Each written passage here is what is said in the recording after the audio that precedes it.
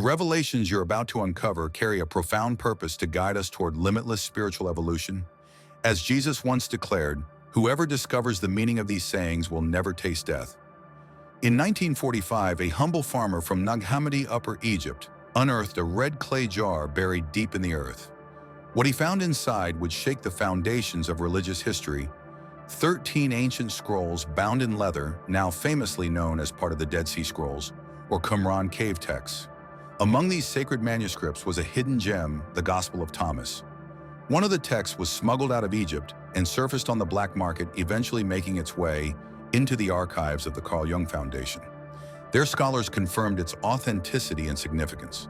Centuries earlier, in 325 AD, Emperor Constantine convened the First Council of Nicaea.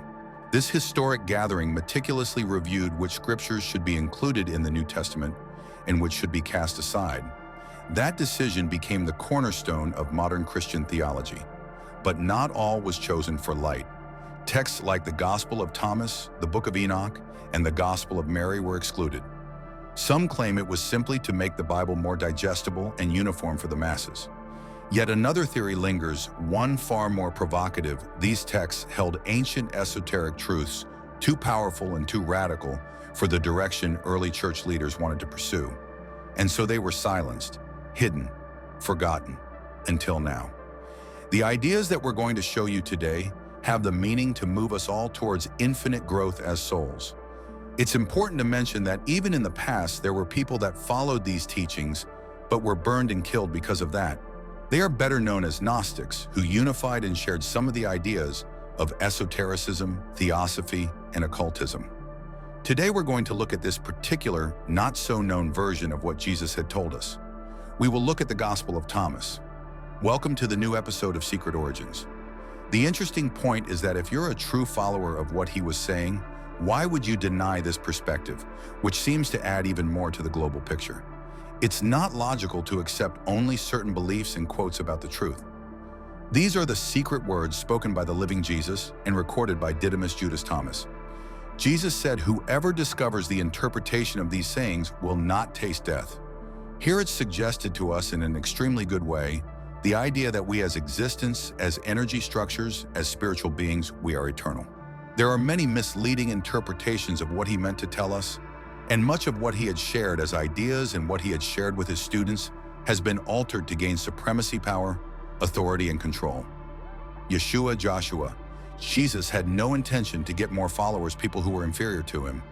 His intention was to create leaders that are equal to each other, and there was no division, but rather a desire to unite and work together in one direction. A lot of what we know today about him is the idea that he was a teacher, if not to all, then to many. Interestingly enough, even the idea that our beliefs create our reality is mentioned in the Bible, saying your faith makes the difference. And doesn't it also say that when Jesus returned to Nazareth, the people that knew him only as the carpenter's son, and they didn't believe the things that others were saying about him, about the miracles he'd done. So he failed in doing any of these miracles in his hometown.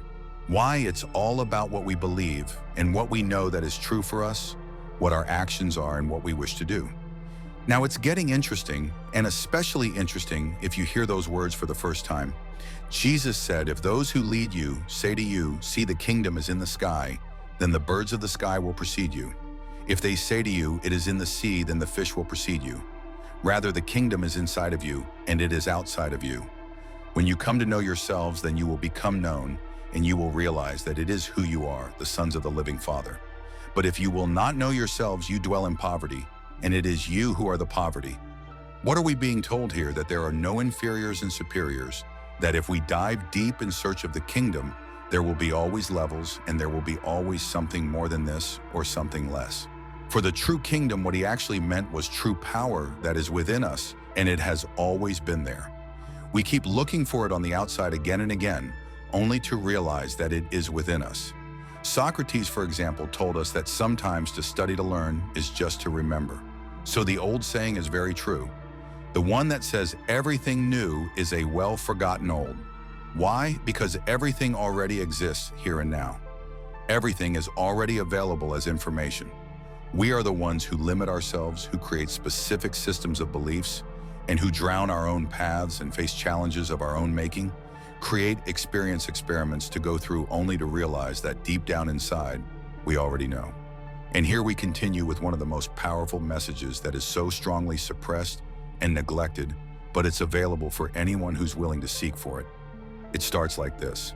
He who seeks, let him not cease seeking until he finds, and when he finds, he will be troubled, and when he's troubled, he will be amazed, and he will reign over the all. Again, we are told that there are no levels, there are no inferiors and superiors, and the one who's making mindful choices in the present moment, the one who knows his inner true self as a meaning of existence, as a seeker of knowledge, as an explorer of the reality, he will always find what he sets out to find, and then he will rule over the all.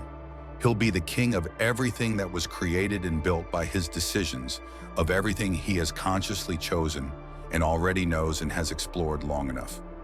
We just want to insert here that the word religion comes from religare, that means return to yourself. Isn't this about the same religare here, a return to our true nature? Return to the already familiar self, to what we have deeply forgotten, so we can perceive it in a new way. The idea is be this way, be like me, be this way. I am the example for you. I am the way in all its substance. Be like me. I'm not above you. Be like me. Lead with me. Walk with me. I am the way. Look at me. I am doing it. I already exist, and I live that way. The disciples said to Jesus, "Tell us what our end will be." Jesus said, "Have you then deciphered the beginning that you ask about the end? For where the beginning is, there shall be the end. Blessed is the man who reaches the beginning. He will know the end and will not taste death." The interpretation here, the present, everything is here and now. The past and the future are an illusion of reality. There is a past as an experience, as a feeling, as an emotion, as memory, as recollection, as nostalgia, as pain even, but not as an existing experience, as something that is real to ourselves in the moment. His disciples said to him, "Show us the place where you are, since it is necessary for us to seek it." He said to them, "Whoever has ears, let him hear. There is light within a man of light, and he lights up the whole world. It already exists. We don't have to look for it somewhere outside, only to finally understand that it exists within us, and we are the regulators. We're the ones who decide how much light to allow, how much kindness to allow, how pure our hearts shall be at that moment to a given person in a given situation. Notice that there is light within a man of light. Where are we coming from then? Jesus said, if they say to you, "Where are you from?"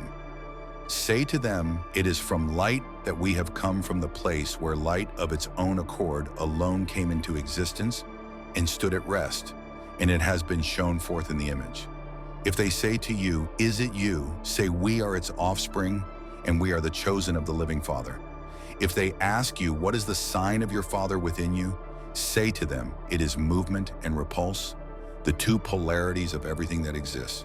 On one hand, we have motion, on the other hand, stillness. On one hand, it's all here, and now there is no time.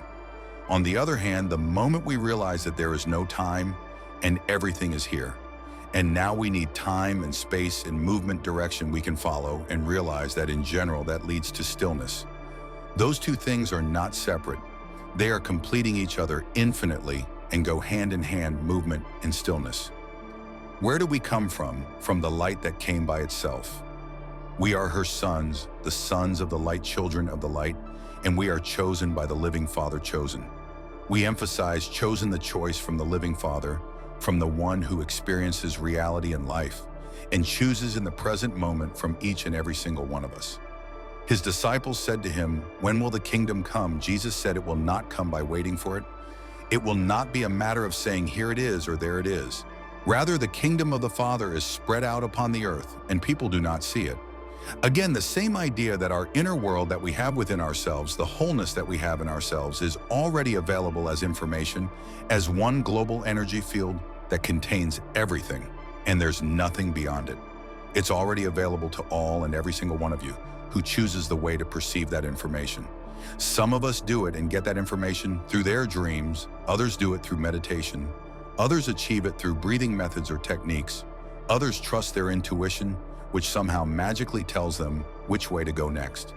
The kingdom spread out upon the earth is exactly that global consciousness surrounding us. or to put it in another way, an egregore. The egregore represents exactly that, the consciousness of all of us. The group consciousness, everyone's global consciousness, not just the human element of planet Earth, because everything is consciousness. If you bring forth what is within you, what you bring forth will save you. If you do not bring forth what is within you, what you do not bring forth will destroy you. Follow your passion, follow your heart, follow what you truly desire. Otherwise, it will destroy you, because you will destroy yourself. You follow many other paths, so many other things that will happen to you, other than your true passion and your greatest excitement, that you will kill your passion. If you ignore your true passion, you risk sabotaging the very essence of your life. You'll miss the chance to feel the deepest joy of being alive, the wonder of what it means to be human.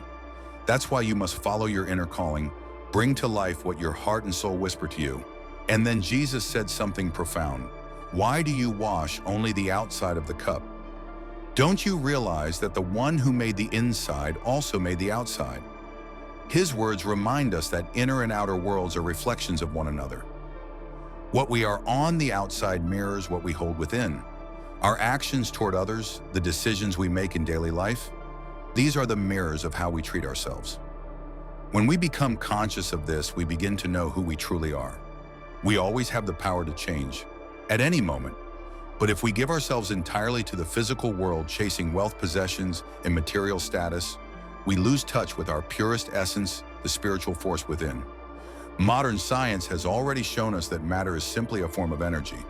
That means everything we see and touch is part of something deeper. So if we obsess over accumulating things, cars, houses, gadgets, and ignore the soul within, we fall out of balance. But there is a higher path, one where we unite the material and the spiritual not as opposites, but as complements.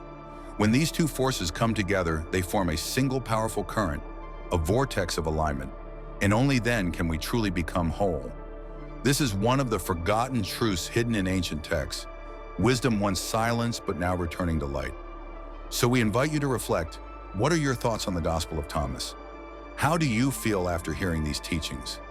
There are not just thousands of interpretations, there are millions. Because each of us is unique, and each of us has the sacred right to find our own meaning in these words in this life. No one can dictate how you perceive truth.